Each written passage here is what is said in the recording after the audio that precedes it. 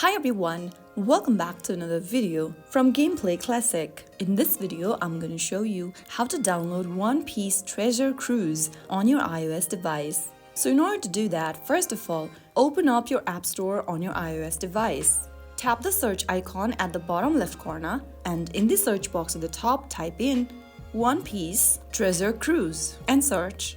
Look for this application and then tap on the Get button to start downloading the app on your device. You may need to authenticate with your Face ID, Apple ID password, or Touch ID to authenticate the download. Follow through the prompts and then you'll start the download process. Wait for a few minutes and once the download is complete, tap on Open. This will then launch One Piece Treasure Cruise and you can start playing.